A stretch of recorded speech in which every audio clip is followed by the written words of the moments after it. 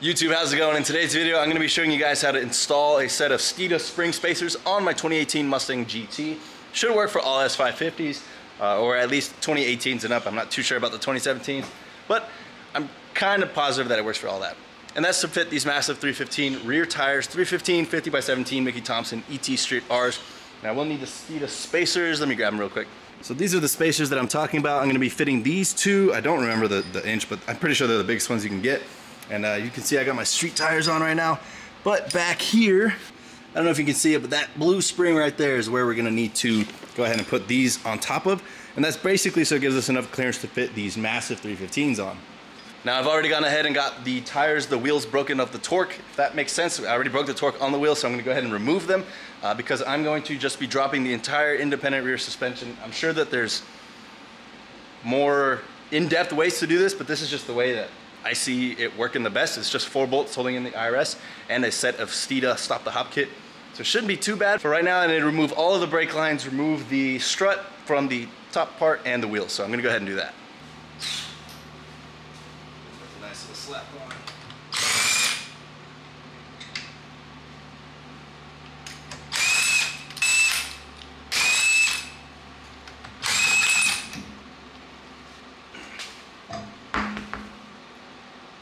Here we go. That's one tire off. Get the other one.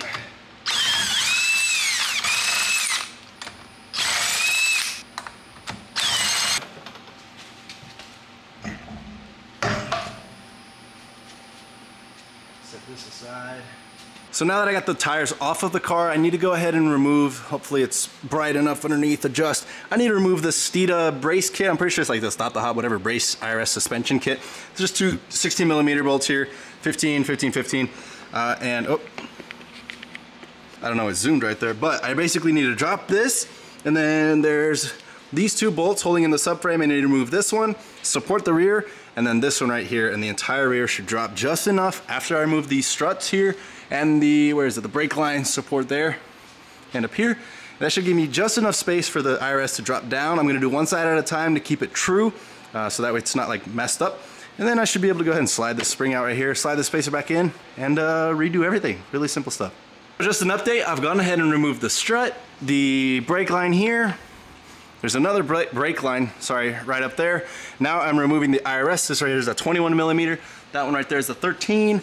This one here is a 10. And then this is also 13. So you gotta remove these two as well. And then I also had the brakes here, which are 15, 16s. If you don't have that, don't worry about it. But really simple stuff. Up next is just remove this. Make sure you have the vehicle supported, otherwise it's just gonna go bonk. So I'm gonna have that supported. I got 2 more bolts here. Everything is out of the way, so it should give us enough clearance to drop it. So we're gonna go ahead and see what happens now. All right, let's see. I think I did everything right, so gotta find out.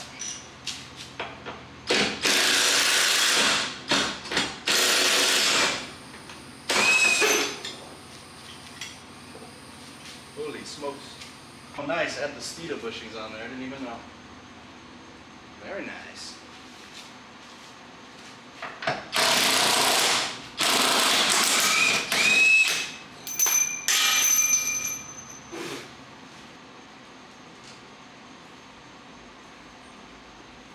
There we go. It's actually working. It's loose! It's loose! Yes! You guys can see that, but I lowered it and the whole, look at this. This is exactly what I want. Now I should be able, everything is disconnected. As you can see, it's wobbling.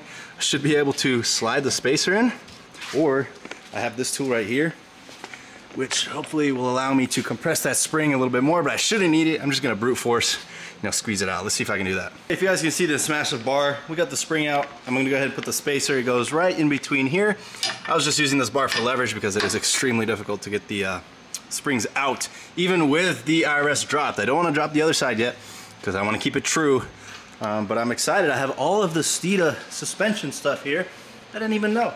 So really, really good work here. I'm gonna keep pushing, but getting that back in is gonna be a huge pain. Let's go ahead and try to do that now.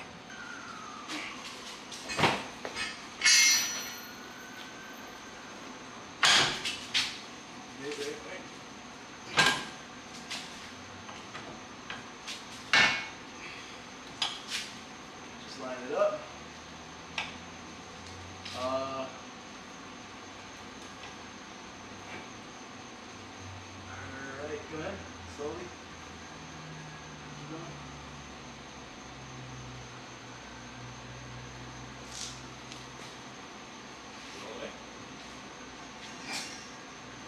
So that's this.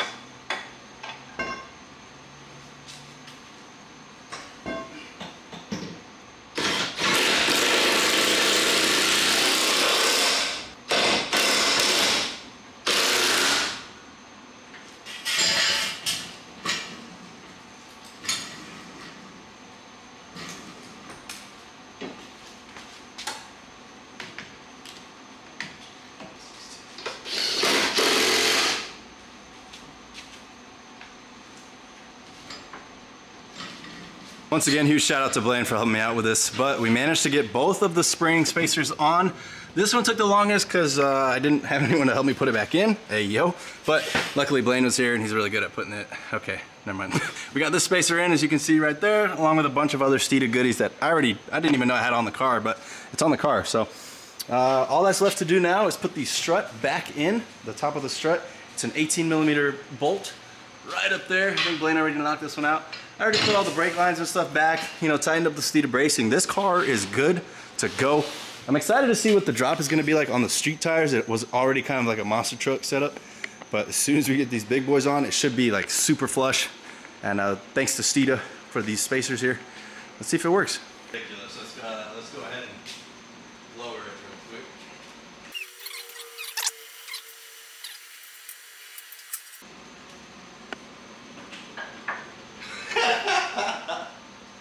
Dude, that's ridiculous. That's ridiculous. I can fit my whole half my head in there. Yeah, but look how much tire has to fit. I know. Big boy, let's see.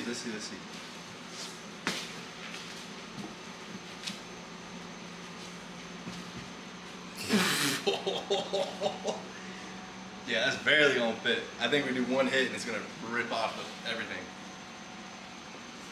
That's insane. It looks like it's working though. And Blaine thankfully got them mounted for us, so this is what they look like. Let me show you.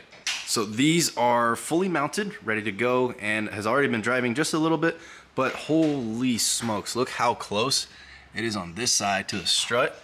Just look how massive the tires are. On this side, I think it's a little bit worse. So I'm thinking maybe when it squats, it's gonna hit that, or at least that's what Blaine was saying.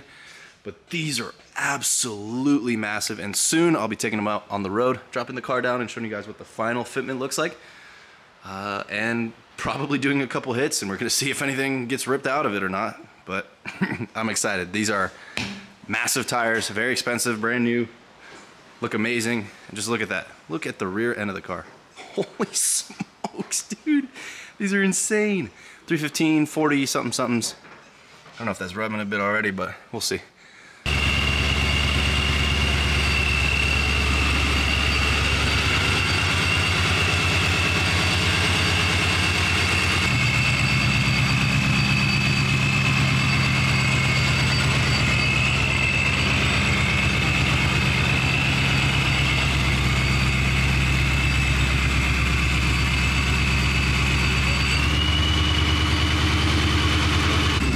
Y'all can see it is running, but this is the tire poke.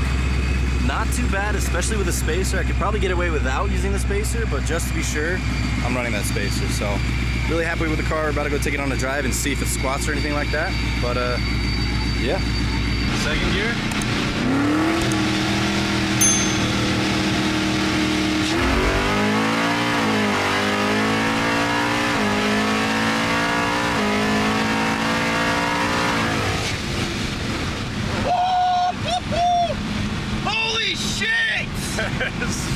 We need coolant.